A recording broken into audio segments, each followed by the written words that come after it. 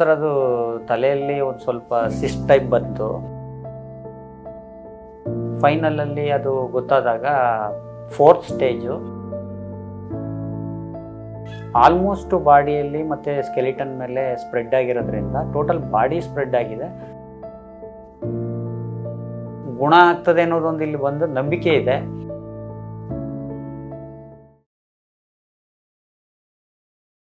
ವರದರಾಜ್ ಅಂತ sir, Mandya. Patient ನಮ್ಮ ತಾಯಿ, 68 ವರ್ಷ, ಪುಟ್ಟ ಸಿದ್ದಮ್ಮ. ಸರ್ ಅದು ತಲೆಯಲ್ಲಿ ಒಂದು ಸ್ವಲ್ಪ ಸಿಸ್ಟ್ ಟೈಪ್ ಬಂತು.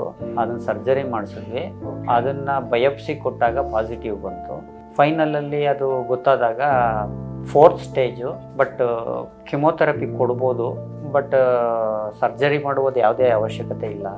ಬಟ್ 4th ಸ್ಟೇಜ್ಗೆ ಹೋಗಿದೆ, ಒಂದು ಮೇಂಟೆನೆನ್ಸ್ ಮಾಡ್ಬೋದು ಅಂತ ಹೇಳಿದ್ರು. ಸರ್ ಅದು ಸಿಸ್ಟ್ ಬಂದು ಒಂದು 6 to 7 months ಆಯ್ತು ಸರ್.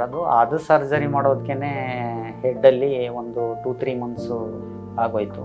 ಅದಾದಮೇಲೆ ಇದೊಂದು 3 months ಆಯ್ತು ಎಲ್ಲ ಅಬ್ಸರ್ವೇಷನ್ ಮಾಡಲಿಕ್ಕೆ. ಫೈನಲಿ ನಮಗೆ ಗೊತ್ತಾಗಿದ್ದು ಒಂದು 15 days ಬ್ಯಾಕಲ್ಲಿ.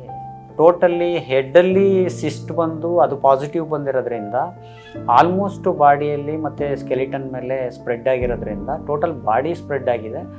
ಇದು 4th ಸ್ಟೇಜಲ್ಲಿದೆ ನೋಡಿ, ಈ ಥರ ಇದೆ, ನೀವು ಇಷ್ಟು ಬ್ಯಾಲೆನ್ಸ್ ಮಾಡ್ಬೋದು ಅಷ್ಟೇ ಅಂತ ಹೇಳಿದ್ರು. ಸರ್ ಕೀಮೋ ರೇಡಿಯೇಷನ್ನು ಕೊಡಿಸಿಲ್ಲ ಸರ್. ನಾನು ಇಲ್ಲೇ ಬಂದು ಇದೆಲ್ಲ ನೋಡ್ತಾ ಇದ್ದು.